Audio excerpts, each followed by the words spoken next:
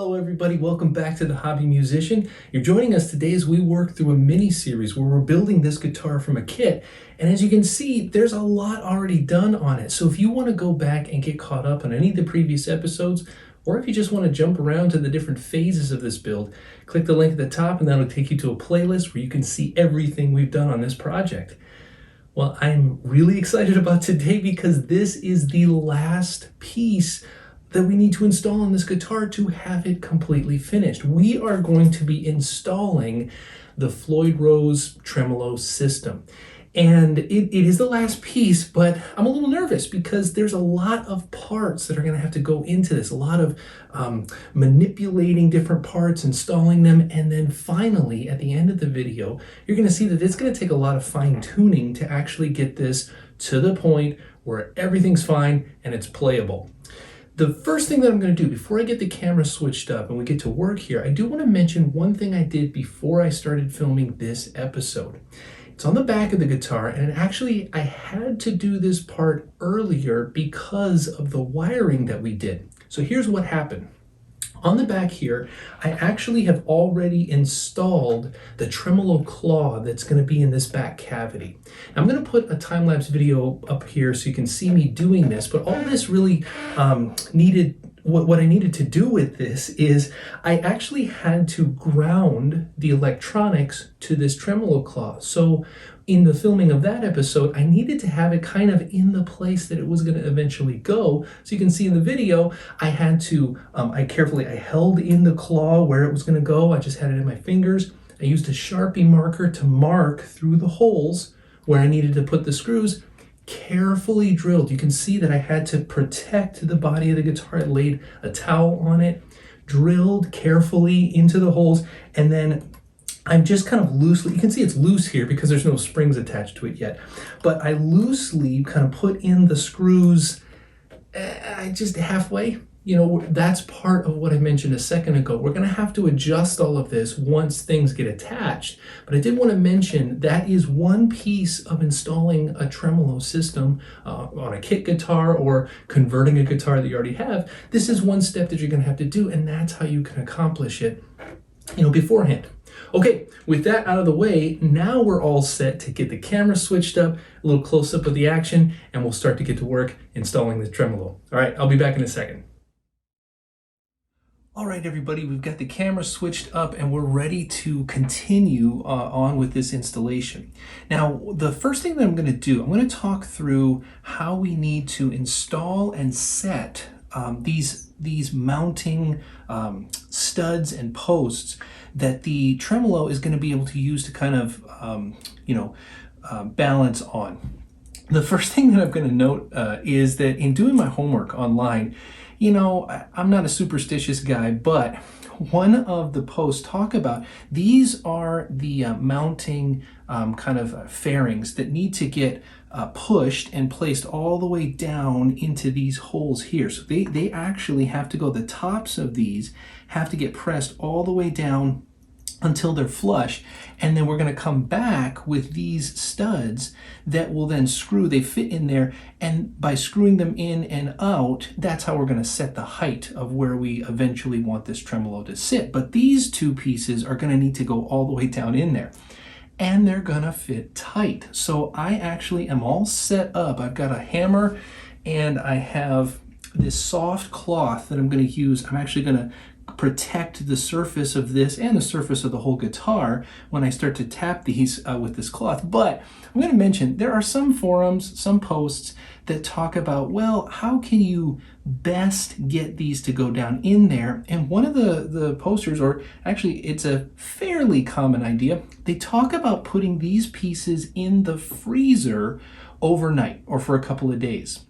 The idea behind here is, well, there is some science to this, that if you take metal pieces like these and you chill them down, well, cold temperatures contract metal, and then by the time they get back up to the room temperature, they'll expand again. So if you're trying to fit something into a very tight hole, you know, freezing it may, you know, how much this helps is really up for debate. I didn't measure these before. I'm not measuring them after, but I can tell you I did just pull these out of the freezer. So these are actually still very cold to the touch. and they're going to need to go down in to these holes. So actually, I'm going to go ahead and start on this one first. And like I said, I'm going to just gently, they're very close. The holes that are drilled in here need to be very, very closely matched. So you have to be careful kind of when you're going down into here, but the only way to kind of get them down is to gently kind of tap them. So I'm going to just, the body of the guitar, you can see here, it's flat against the table, so I'm not going to rock this. I've got the headstock off the edge of the table over there. And so I'm going to take this thick thing, and I'm not going crazy. You can see I'm holding the hammer almost at the head. I don't want to jam this thing down, but I do need to give it some gentle taps to even get it started. And there, it's started, it's heading down, so I'm just going to gently keep going down with it, and I keep checking it. You can see I pulled the cloth off. At some point, I gotta be careful because I need the head of the hammer to be hitting this fairing, but not the wood around the cavity here. So you gotta just be really careful, and I'm not really hitting this hard. I'm just trying to tap it, and you can see I'm almost there, and I'm just looking. I'm actually not looking at the fairing. I'm looking at the edge of the hammerhead to make sure that I don't hit the wood of the guitar, and you can see I am almost down there. So maybe get a thicker part of the cloth here. Just a few more taps, I think, is all that it'll take. And right there. Now you can see that is now flush. Started out, it was just, it was sitting on top, and now we're just flush to the wood down here in this routed out cavity. That's our goal. So I'm going to take this second one, and we're going to try to do the exact same thing with this one. So again, just gentle. I'm always gentle, but I need to get it started. There it goes. I can tell it's, a couple. Sometimes you can tell just by on how much it resists you. So you can see I'm already making progress on this one. It almost feels like this hole was a fraction smaller because it's given me a little more resistance, but that's okay. It's the ribbed sides of these are also helped. They're designed to keep these things from, you don't want them spinning, you don't want them coming back out. So all of this is designed to keep these things from coming back. And here we go. Just careful, we're still, I'm watching this edge. I'm watching the edge of the hammerhead and the edge of the pick guard and everything. I'm just trying, almost there. And you know what? A couple more whacks, and there we are. Flush, both of them flush. Those are the kind of set in fairings, and here now I'm just going to hand screw in these studs, and this is what we were talking about earlier. These grooves that you see on here, these are going to be what the tremolo will rotate on, and so by screwing them up and down, that's what we'll be able to set the overall height of where this whole system is on the back end of this. And it's hard to tell right now, so I just want to get these down in here some amount of depth. Then, okay, so I don't need my hammer anymore, so I'm going to put that off the table so it's not taking up any space. The other thing that we're going to do, I grabbed this yellow kind of school eraser because we are ready to start getting the bottom of this tremolo. I'm going to put this in, and then we're going to flip this over, and I'm going to actually install the springs next. But I want to wedge this. The way that a floating tremolo works is, you can see here these two curves, I'll just hold this in here, these two curves are going to hit this, and you can see it makes a seesaw. Well, what are the things being seed and sawed? Well, on the top, all of the strings are going to mount here, and those strings are going to be held under tension all the way on the top. That's going to pull it up. Well, we need something to counter that. Well, that's where these springs are going to be on the back side. When we get on the back side of this, we're going to flip this over and install springs that will then pull it down. So the strings pull it up, the springs pull it down, and if you can balance them just right, when you hear the term floating tremolo, it's because it's floating in perfect balance. Then when you install your tremolo bar, your whammy bar, whatever you want to call it, you can just subtly put a little pressure, and that's how you can get these beautiful tremolos in the notes that you play. So that's basically what we're going to do. But I said I needed this eraser. When we install one thing before the other, we need to have something that's going to wedge or keep this from just going all the way down. So the first thing, actually I see already, I'm going to take this a little lower, bring this down just a little lower so it's a little closer, I don't know, to the pick guard. I want yeah, there we go. The level of this is a little closer to the pick guard, and underneath these kind of set screws on the back side, you can see right there, I've got it wedged. So it's actually sitting, oops, I almost had it. It's sitting fairly neutrally. It's up against the posts, and this eraser is kind of keeping it fairly neutral. But again, there's nothing holding it in. It's just going to fall out. So I'm going to carefully flip this guitar over, and we'll have to, I imagine, yep, there, the eraser went, and this is going to be hard to hold. So I'm going to try here, maybe use my chin. Yep, look at it. Okay, I'm holding it. You know what? Here's what I'm going to do. I'm going to put a spring on and get some downward pressure, and then this is going to hold. So here, I'm holding it with my hand, and you can see on the bottom here, there's a lot of options you have. All of these holes on the bottom of the block here, the pointy end of the spring will go into those holes, and then the round loop end of the spring is what holds on to this tremolo claw. So I'm going to push down.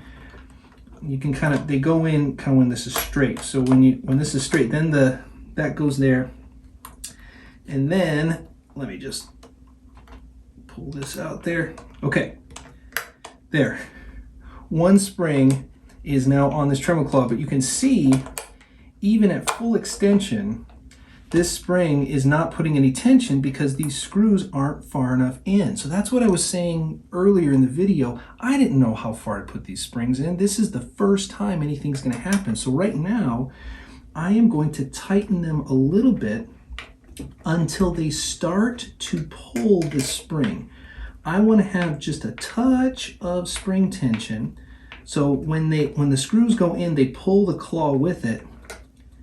And by pulling the claw, it's going to pull the spring. So just for now, okay, I pulled them in, I don't know, maybe it's another 1/4 inch, 1/2 inch, but then the spring, now that spring is under tension. So I'm going to flip this back over. Now there's something fighting us a little bit. And when I come back here, notice now it's actually pulling down, and I have to actually get in here. I have to pull. There's a little bit of force that I'm now exerting here. So I'm going to line back up these pivot points. Now, with them lined back up, I'm going to pull this up, and now that eraser is now wedged in here. Now, if we turn this back over, you can see that's not falling out. So what I can do temporarily, I've got my wedge in there, I'm going to install the other 2 springs. You can see there are holes for up to 5 springs. This is going to be a player preference. However you like your tension set, however, what gauge of strings you play, that's also going to be a factor in how many springs you need. Thicker gauge strings on the top of the guitar are actually going to pull with more tension. So if you play thicker gauge strings, 3 springs back here may not be able to balance it. I should mention, you can see I'm using some pliers here. Now that this is under tension, the spring, I have to stretch the spring. I actually have to stretch it to get far enough back to get over these claws. And then now that they're over the claws, there we go. We have the springs under tension.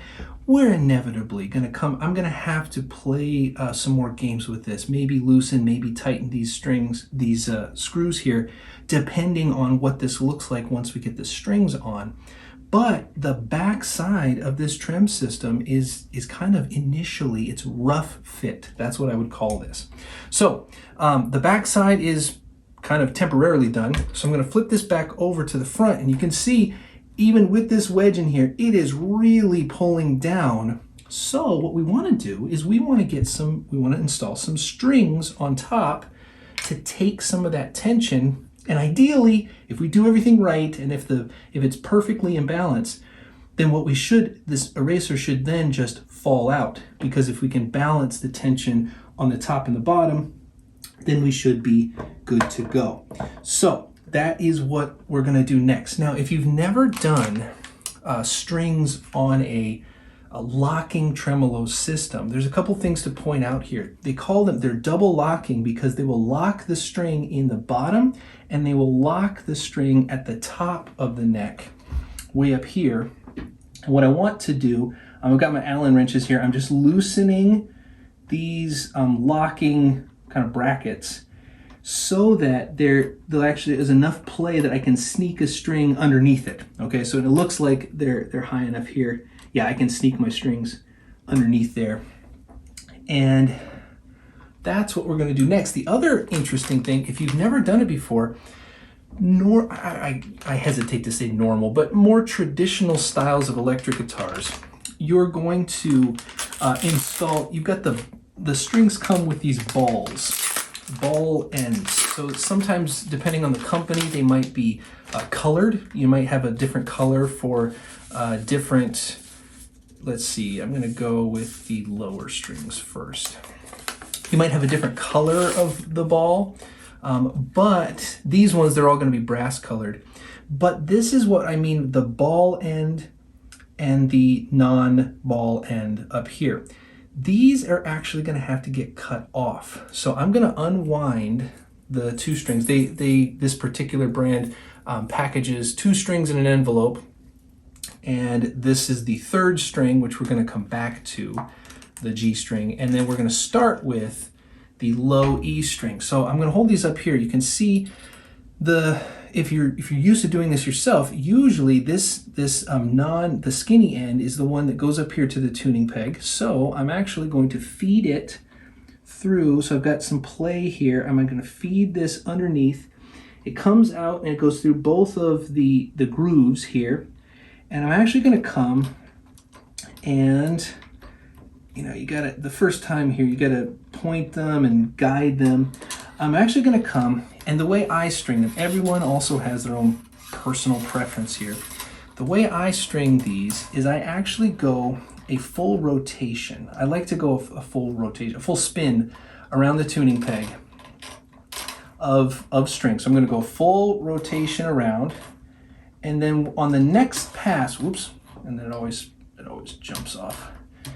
On the next pass, when I get around to this side, I'm going to come in through the hole in the tuning peg, pull it through, but I want to keep the coiled string that I just wrapped, I want to keep it underneath this part that's coming out, pull it through as much as I can, pull it through, yeah, the first one here is always hard. And then the last thing I do is I give it a backwards kink. So I'm going to bend the string kind of almost at a 90-degree angle. And this way, when I'm tightening the string, this backwards bend will not let the string slip out. And you notice I'm actually not going to do any more, I'm not going to do any more twisting because I have to do some work down here. I mentioned before this is dual locking. So in order to get the second lock part, You can see here, this ball end needs to be cut off. I need to actually cut the string to length in order to get that. So I have my string cutters here, and I have my string winder. It's a little tool that does all of it. I'm actually going to pull this like hand tight. I know it's not tight up there, but just roughly, I'm going to get it here, and then I'm going to cut it actually back. So this is where it's actually going to go, but I'm going to cut it back here.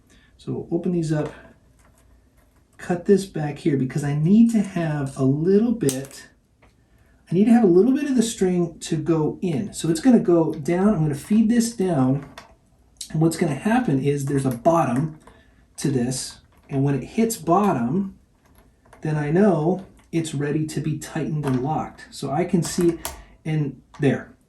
When you're looking down on top of this, there's it's very easy to kind of see that there's an end. There's like a bottom part to this. So down here at the bottom now, I am going to turn this locking screw in here, which will slowly, it will start to pinch in on this string, and it's the screwing of this into these little black blocks here that is going to give us this tight pinch all the way at the bottom. And it's just smashing it. It's just a smash right up against this, and if you gotta get it right in the middle, this is one to kind of scooch over to the side here. All right, almost there, almost there.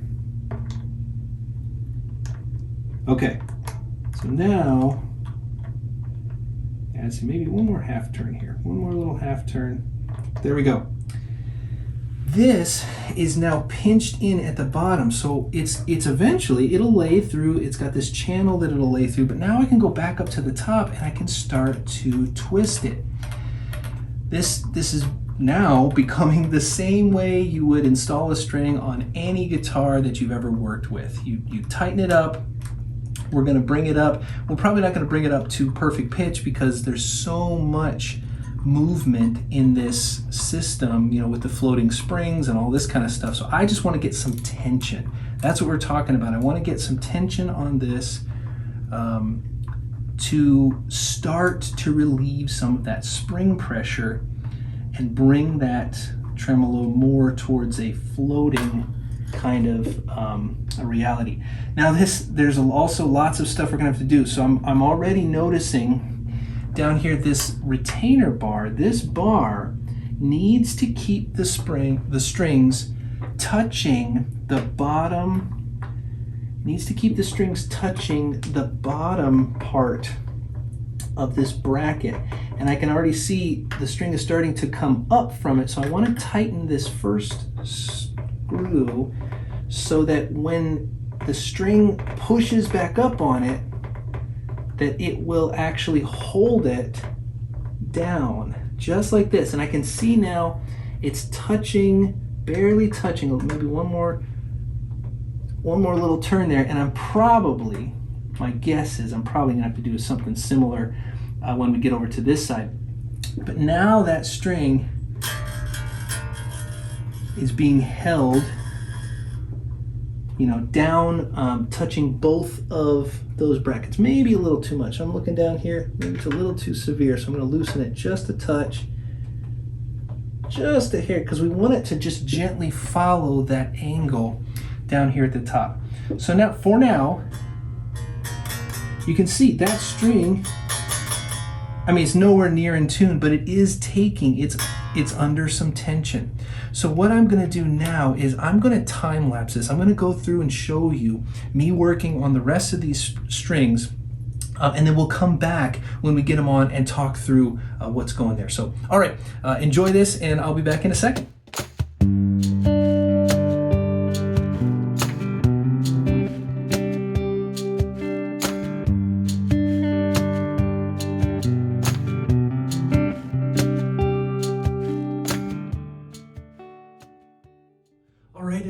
there you have it. We got all the strings on, and I'll talk through a couple of the points.